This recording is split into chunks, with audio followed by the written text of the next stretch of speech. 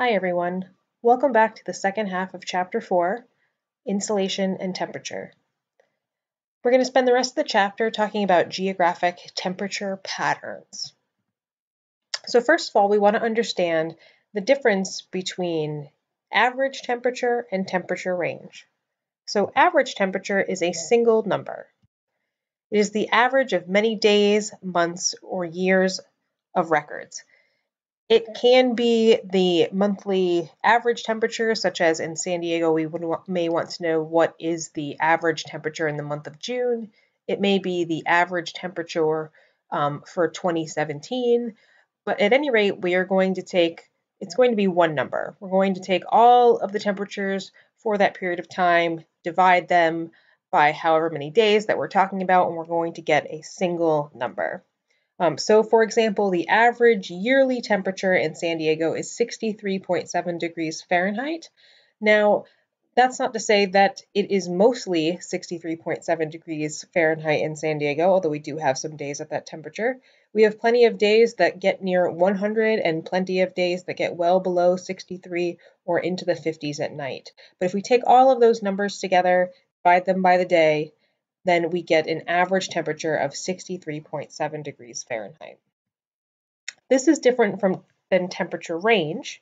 And so you can see a little animation here down here on the right that is showing global temperatures over the course of a year. You can see the month going by right there, right? So we know that the northern hemisphere is colder in the winter, as we can see here, and then it's going to get warmer in our summer. So a temperature range is the amount of fluctuation between seasonal highs and lows. And there are 6 geographic variables that affect a place's average temperature and or temperature range. So again, temperature range is going to look something more like San Diego might have a temperature range of about 60 degrees or 70 degrees, which means that the temperature there can vary by about that much, which is actually a little bit high for San Diego. But a place like Connecticut, where I grew up, has a much larger temperature range. It gets much, much colder there in the winter, much, much warmer in the summer. So the first thing that affects temperatures is latitude, which we've talked about extensively already. Lower latitudes equal higher average temperatures. So those locales that are near the equator, whether north or south of the equator, are going to have a higher average temperature than higher latitudes. Lower latitudes also have a lower temperature range, which means that temperatures in the equator are always relatively warm, so they don't fluctuate very much, as opposed to Alaska, which has actually a quite large temperature range. Near the equator at lower latitudes, we're getting consistently high insolation. Year-round, that portion of our planet is getting a lot of sun. The mid and high latitudes have a higher insolation in the summer and a low insolation in the winter. And just as a reminder, while we are having our summer up here, the southern hemisphere is having their winter that they're swapped. Number 2 is elevation or altitude. The higher the elevation equals the colder average temperature. When we talk about climates later in the semester, we're going to talk about highland climates and the fact that as you go up, it gets colder. So Julian San Diego County is much higher than San Diego, the city, is at sea level, and therefore has a colder average temperature.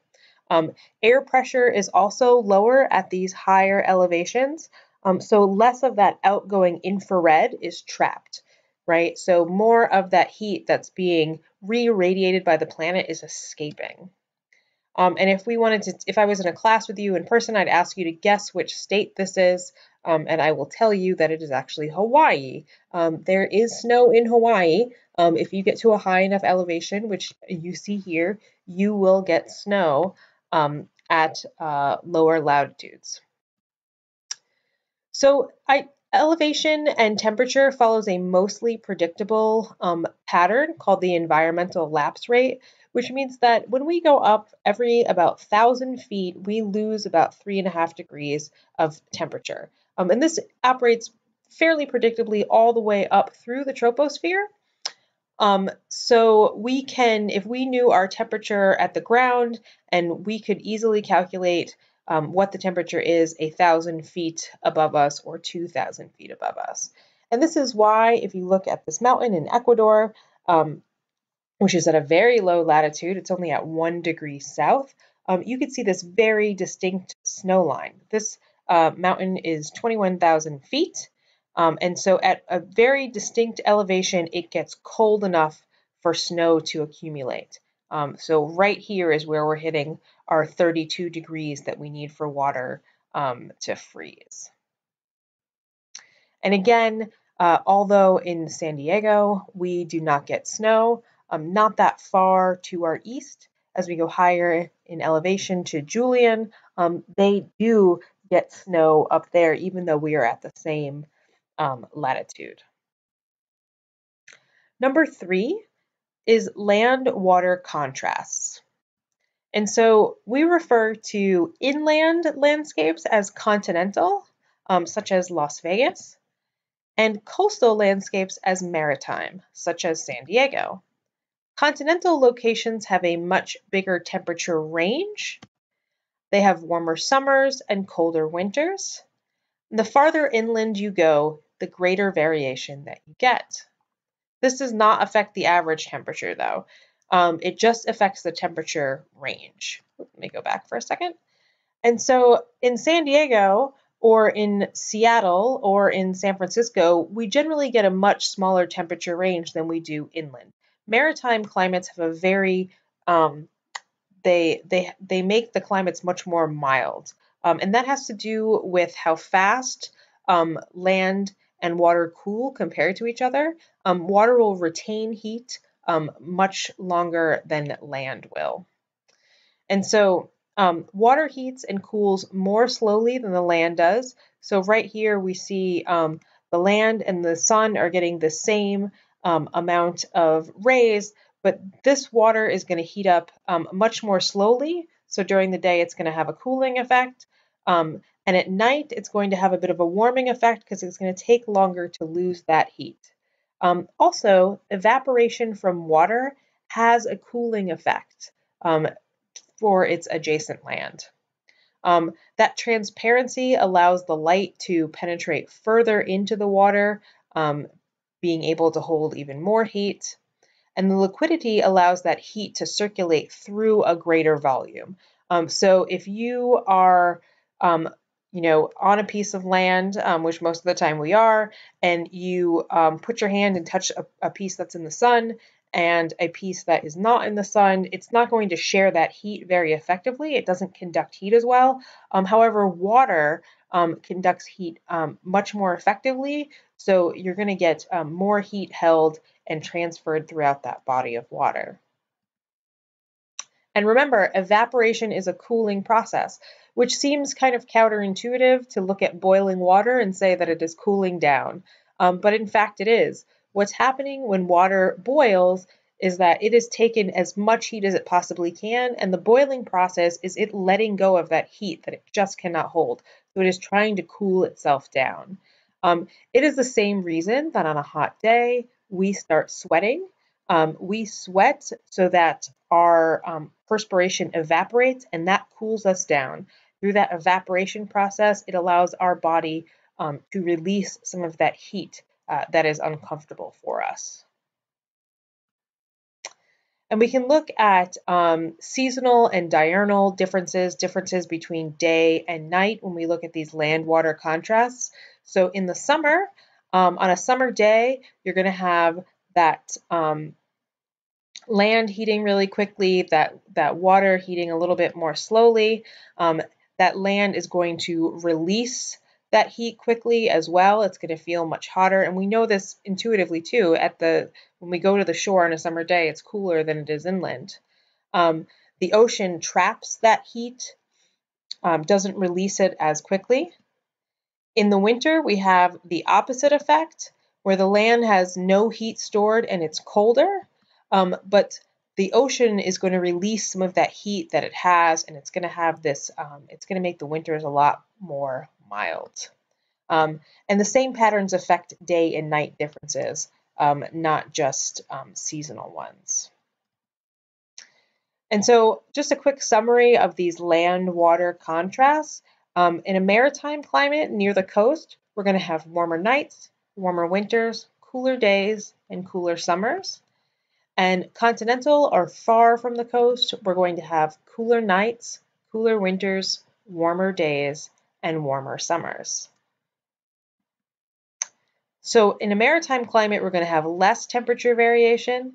Again, Seattle is going to have a lot less temperature variation than Fargo, North Dakota is, even though they're at about the same latitude. And continental, you're going to have a lot more temperature variation. Number 4 is ocean currents, and we'll talk more about ocean currents later in the semester. But basically, currents are streams of ocean water.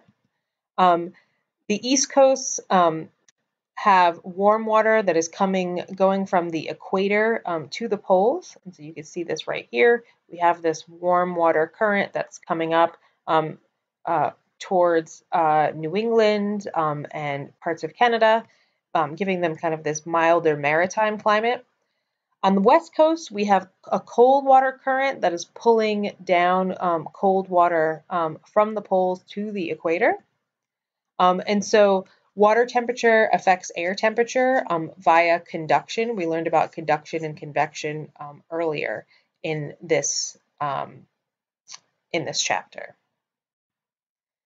So it affects the average temperature at the coasts near the currents, right? If we go to the beach in San Diego, the water is always pretty cold. Even in the summer, it's not super warm water, as opposed to on the east coast of the United States, during the summer, the water will actually get quite warm. And so these currents can have a really big effect. Here you can see this warm body of water with satellite imagery coming up from the equator past the east coast of the United States. And this current is going to make its way all the way up to the United Kingdom, to Plockton, Scotland, at 57 degrees north. So at quite a high latitude, you actually get palm trees there. They're not native to there, but they can live there because it never freezes there because of this warm water current that is coming up from the equator and making its way all the way up to Plockton, Scotland. And so here we're just looking at our globe here, and it's why near the equator you can have snow in South America over here because we have a cold water current pulling down, but palm trees up in Scotland over here. Number 5 is wind patterns. So we have jet streams, which you'll often hear about if you happen to be watching the Weather Channel. They are strong winds in the upper atmosphere, and we'll talk a little bit more about them later. They always move from west to east, and the East Coast are receiving this continental air. In fact, when I grew up in Connecticut, which is, let's see, Connecticut's over on the East Coast, you could pretty much look into the Midwest and see what their weather was doing, and odds are that's what was coming our way, and it was being pushed by this jet stream, especially in the summer. This gives areas a bigger temperature range because of these wind patterns. The West Coast are receiving maritime air. So the East Coast are receiving continental air, giving them a bigger range in temperature. The West Coast are receiving maritime air, giving them a smaller temperature range. And again, this is temperature range, not average temperature.